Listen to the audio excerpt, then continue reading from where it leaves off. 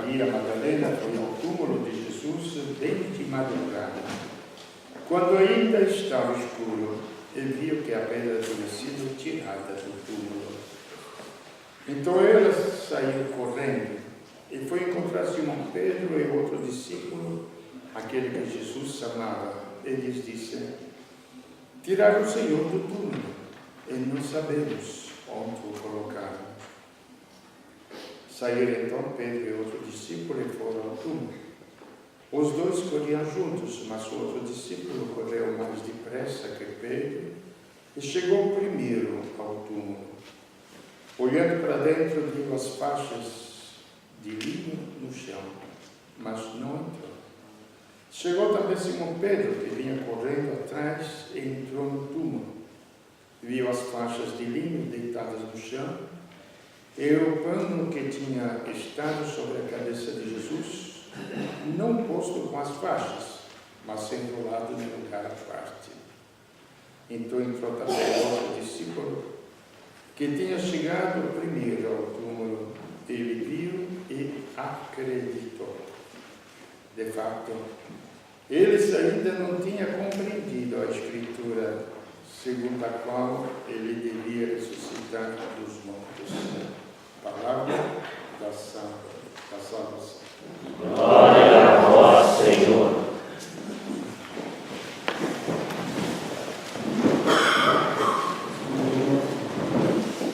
Então, no domingo, nós deixamos uma dica para meditar durante a Semana Santa os acontecimentos, para tirar alguma coisa que culturalmente, que muitas vezes a cultura que nos é transmitida, religiosa, tem fundamento bom, mas na realidade distorce todo o sentido dos acontecimentos. E até no canto que a gente, ontem fui reler tudo, na cruz pagou, a gente sempre coloca isto, que Cristo pagou pelos nossos pecados, não é isto? É? Ele não pagou nada.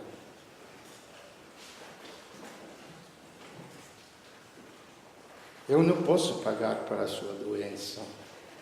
Eu tenho que tirar a doença se está em você, ou você tem que tirar a doença se está em mim. E como eu posso fazer isto? Somente realizando uma comunhão de vida. A tua doença passa para mim. E a minha vida passa para você. Então Cristo, em Isaías está muito claro, assumiu sobre si o pecado. Este nome simples, estúpido, mas real. Porque se não existisse o pecado, para vocês compreenderem bem o sentido do pecado, se não existisse o pecado, não haveria morte. É uma doença. Não haveria morte no mundo. Então quer dizer que é uma doença que você pode não descobrir, você pode não admitir, pode dizer que não existe pecado no mundo, tudo bem. Aí da tua cabeça você faz o que quiser. Mas se você for um especialista que entende da vida biológica da gente, ele vai te dizer que você está com esta doença. E quem que vai cuidar desta doença? É o médico. Quando eu fiz cirurgia do coração, do câncer e tudo, eu sentia mal, mas não sabia o que era. Tive que me entregar nas mãos do médico, para ele saber onde atingir a doença que estava dentro de mim. E realizar tudo o que foi necessário. Se foi necessário rasgar tudo, teve que ser feito. Aí nós compreendemos bem perfeitamente o que é a cruz de Cristo. Não é uma punição, De outra forma, nós deveríamos eliminar todos os hospitais do mundo. Porque os médicos são carniceiros. É um castigo você cair nas mãos de um médico, enquanto ele salva a tua vida. Então, se foi levantada uma cruz, é porque era o remédio e a maneira da vida entrar em contato com a miséria. Então, mas como ele poderia ter entrado em contato com o pecado humano? Ele era Deus, Espírito que criou o universo. Isso, repito, se nós acreditamos em alguma coisa, porque, gente, se nós não quisermos acreditar, sejamos mais simples. Não creio, acabou. Mas não vamos distorcer os fatos. Não vamos distorcer os fatos, gente, porque são realidades. O Evangelho é uma realidade. Aqui na primeira palavra de Pedro, nós que comemos e bebemos com ele depois que ressuscitou.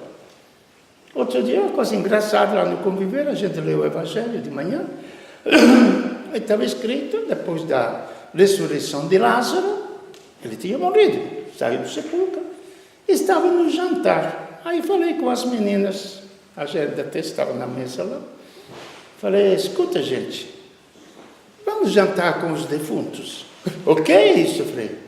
Não, imagine que aqui, meu irmão que faleceu há pouco tempo, ele volte do túmulo e vem aqui sentar ao nosso lado para jantar. Ah, eu fugiria, eu vou embora. Não é assim que a gente faria? Por mais querido, Luciano, você ficaria com sua mãe se voltasse para jantar? Por mais amor que você tem, ficaria. No entanto, o Evangelho fala que na mesa estava Jesus sentado junto com Cristo, com as irmãs. Ele que tinha saído do túmulo. É a primeira testemunha de Pedro, aquele que morreu, que tinha sido colocado no túmulo, Cristo, nós que comemos e bebemos junto com ele, depois de sua morte. Gente, esses são fatos. As pessoas começam a dizer, mas é difícil entender. Não, você está cego e não enxerga, não é que não entende. Agora, antes da missa, recebi um telefonema de agradecimento. Falei, não é obra minha, é obra de Deus, se você entendeu. Falou que agora entendi, a ficha caiu, aquilo que é a Páscoa. Aquilo que é a vitória da vida sobre a destruição, sobre o mal. E aí, finalmente, Deus estabelece a sua justiça no mundo. Para vocês compreenderem como é diferente a nossa maneira de pensar e a maneira de pensar de Deus e, logicamente, também de agir. Porque o que é a justiça humana não caía na minha cabeça. Eu queria, Deus me deu o dom de entender nesses dias qual é a justiça de Deus e qual é a justiça dos homens. Você errou, você vai para a cadeia. Você errou, você paga o pato. Você errou, você é condenado à morte. Em alguns lugares ainda. Não é? A justiça de Deus é diferente. Jesus fala, finalmente, eu vou estabelecer a justiça. Qual é a justiça dele? De um morto, ele faz uma pessoa viva. Da angústia, ele faz brotar a paz. Do ódio, ele faz nascer o amor.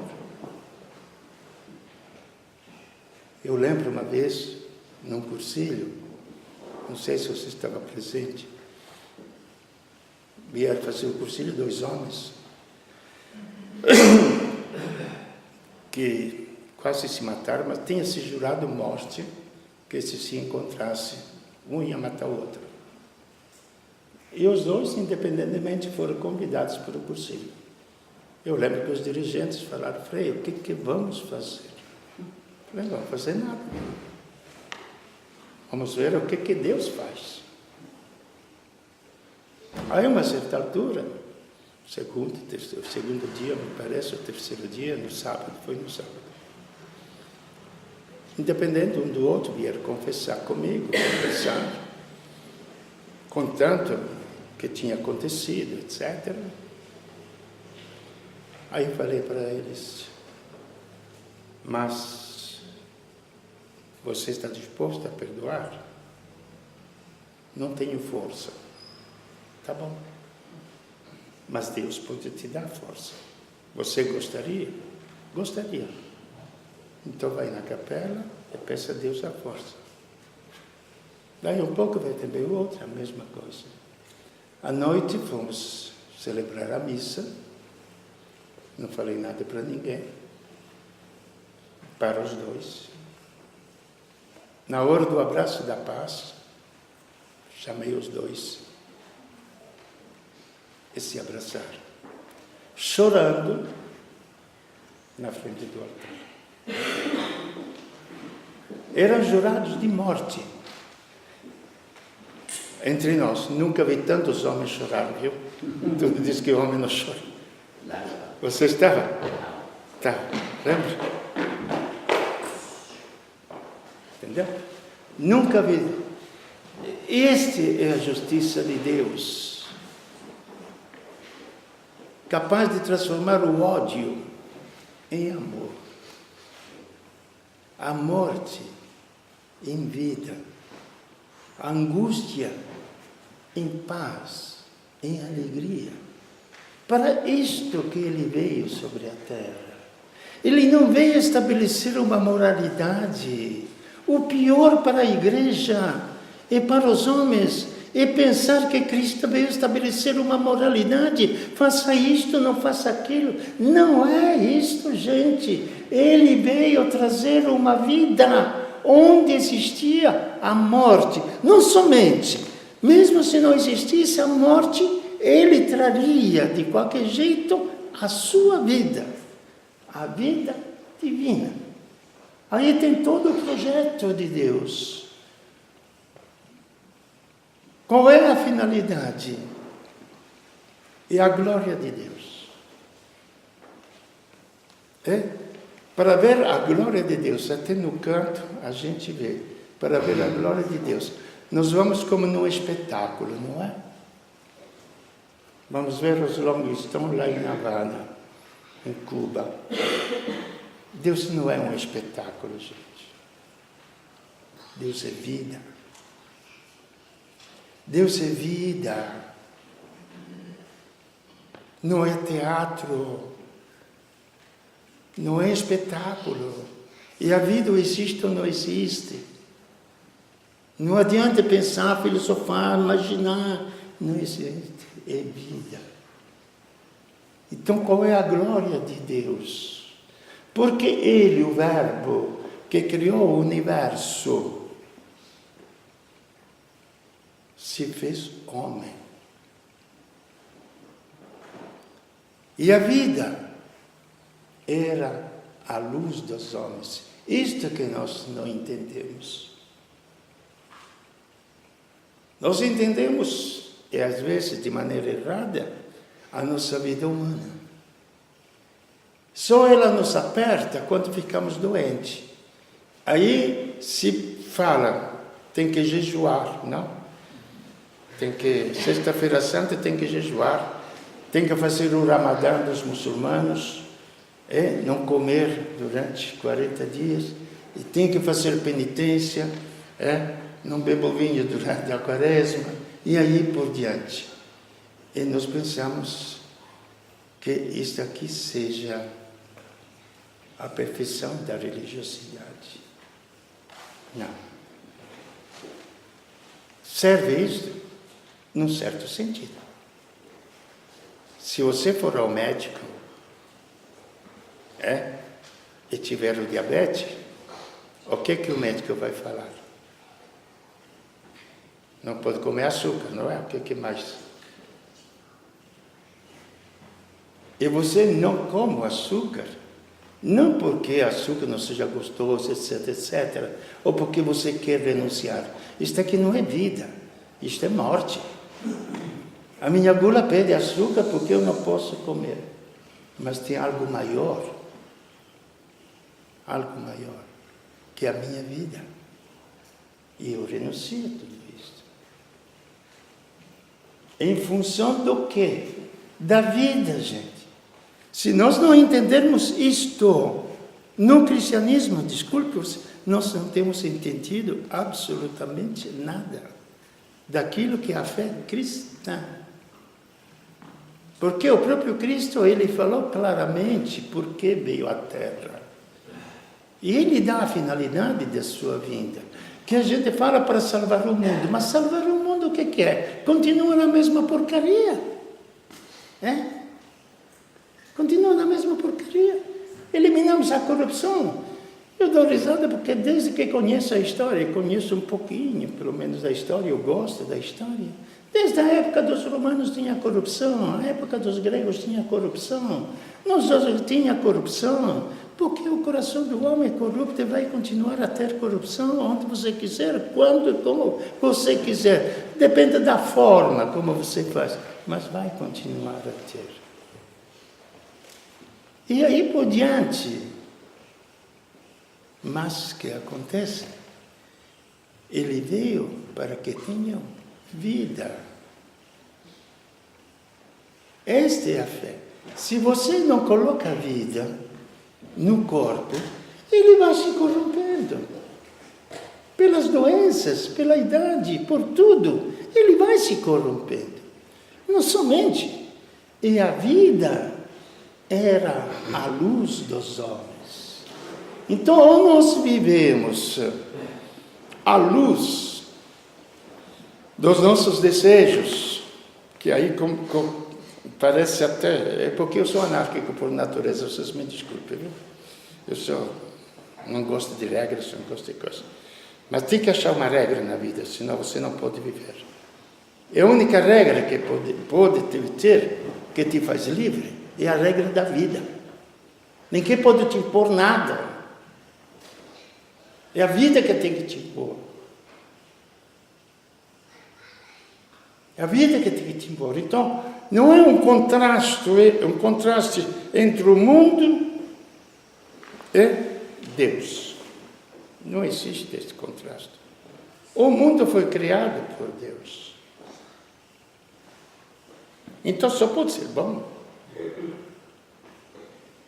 Não é um contraste. O erro está na tua mentalidade. Se você acha que a matéria, ela vai sustentar a tua vida e vai realizar a tua vida. Se você acha que as riquezas vão sustentar e alimentar a sua vida biológica, sim, pode comprar as coisas que você quer, pode satisfazer os seus desejos. O desejo, quero ter as minhas coisas. Acontece até briga entre irmãos e irmãzinhas, que ninguém mexe nas minhas coisas, não é? Não acontece, João? Acontece. Porque aquelas minhas coisas são minhas, pensando que aquilo vai fazer a minha vida. E o sangue que une dois irmãos se rompe por causa das minhas coisas. Por quê? Porque acho que aquilo vai me fazer feliz, não somente, mas vai realizar a minha vida. Entendeu? Enquanto a vida não dá como se definir. Ela ou existe ou não existe. Então o jogo pela fé está entre a vida e a morte. Por isso que eu falo que não é uma moralidade. A moralidade, ou se assim quisermos chamar, ela se impõe para salvar a vida, não por proibições, mas para salvar a vida. Então, para compreendermos isto, temos que experimentar a vida de Deus. Este é o grande problema. Experimentar aquela vida que vale infinitamente mais do que tudo aquilo que o mundo pode nos oferecer. Aí chega a conclusão que falei para vocês. Nós vamos ver a glória de Deus. Com a ressurreição de Cristo, nós temos finalmente a glória de Deus. Aqui se coloca, me dá uma sensação, não sei se dá para vocês também, uma sensação como se Deus tinha alguém com quem lutar contra, não é? Contra os malvados, contra os inimigos, não é? Dá uma sensação que colocamos isso. Escuta, gente, a luz, por acaso, luta contra as trevas ou elimina as trevas por si? Patrícia, o que você acha? Por si. Por si. Então, se Cristo é vida, elimina o mal por si. Por si. O mal some de nós por si. E como o último dos males a ser vencido era exatamente a morte, eis que a vida entrou no reino da morte. Então, você poderia estudar até fisiologicamente, até algum cientista biológico poderia estudar só num plano mais profundo, que a ciência não alcança, porque aqui estamos no plano espiritual, muito além de um Freud, num plano profundamente íntimo que está dentro do ser humano, aonde penetra Deus, vence o mal que está dentro, não somente vence para depois nos devolver uma vida, que nós voltamos ao mundo com uma vida biológica, não. Mas, como fala São Paulo, morre o homem psíquico, que é o nosso homem psíquico. A nossa psique, nossos afetos, nossos sentimentos, o nosso corpo. Morre e nasce o homem espiritual. E uma vez ressuscitado Cristo, veja bem a história como vai. Ele fica onde? Sentado à direita de Deus. A nenhum dos anjos Deus fala, senta-te à minha direita. Ele fala a uma criatura humana.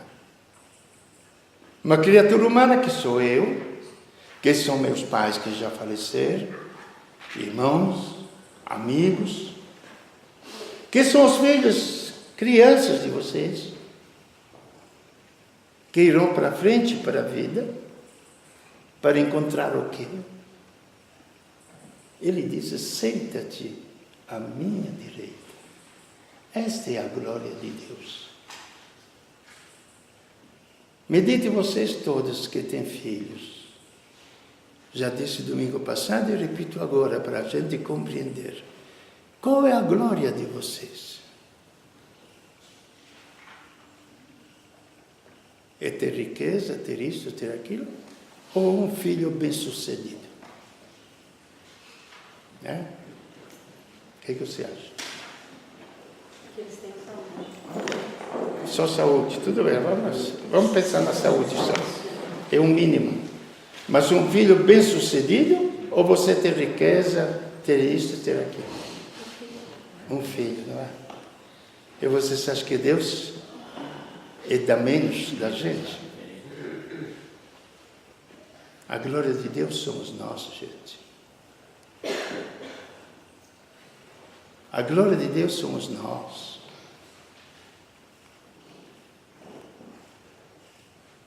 É a nossa realização total. E aqui vem que com a ressurreição não é o problema herdado do Antigo Testamento ou até da cultura grega, da cultura de todos os povos, do prêmio ou do castigo. Nós estamos na era de Cristo. Buscai as coisas lá do alto, onde Cristo, vossa vida.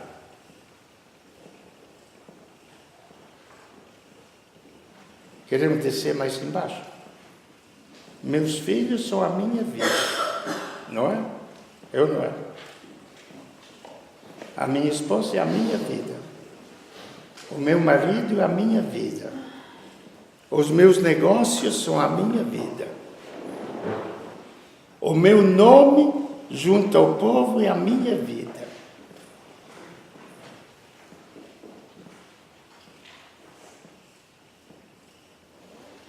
A nossa vida é Deus.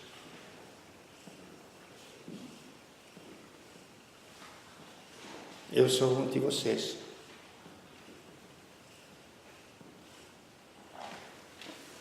Homem como vocês tem necessidade de crer, como todos vocês,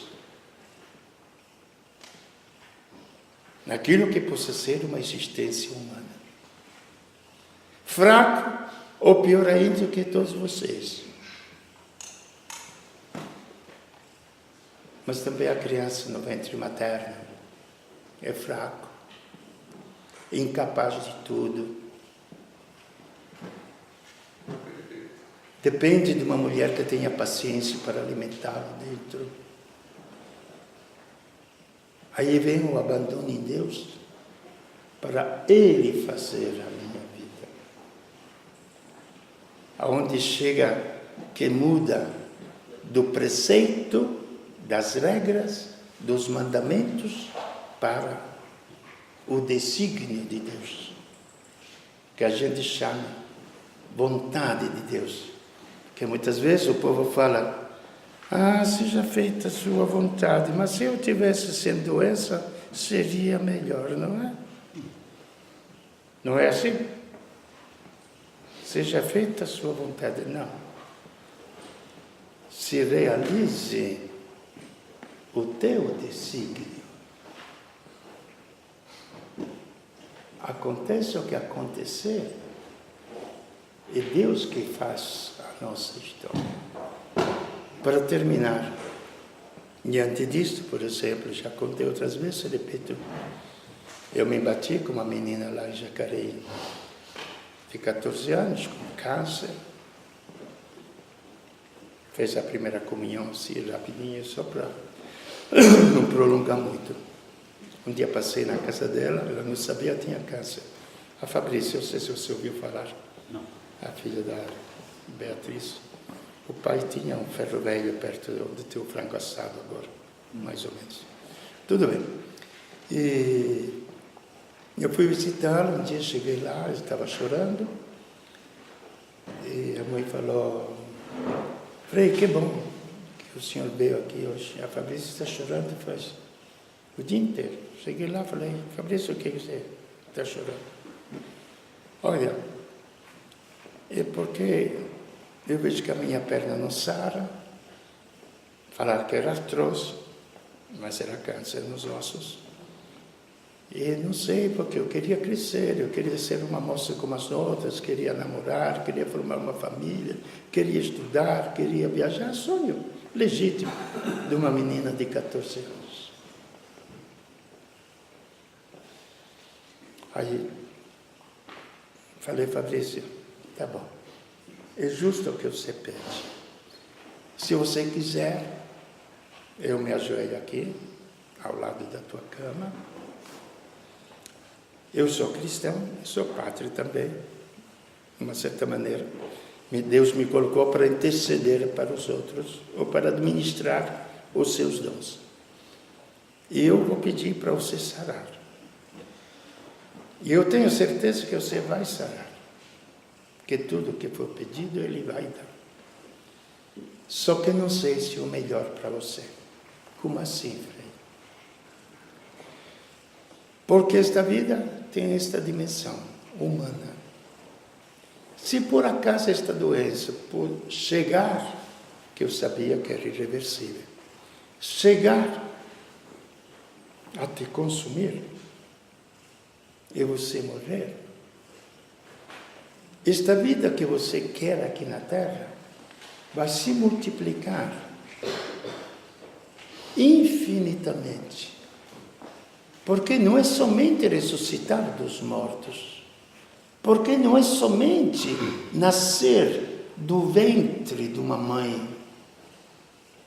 A criança sai do ventre da mãe para poder desenvolver, para poder crescer. Então, o caso da nossa ressurreição não é simplesmente ressuscitar e vencer a morte. Não. É um desenvolvimento total de todo o nosso ser. Que essa é a glória de Deus. Que Ele nos realiza de verdade como filhos. Então a sua inteligência vai se expandir, conhecer a verdade. Os seus afetos vão ser puros, maravilhosos, você vai amar. Aquilo que Francisco falava, o amor não é amado.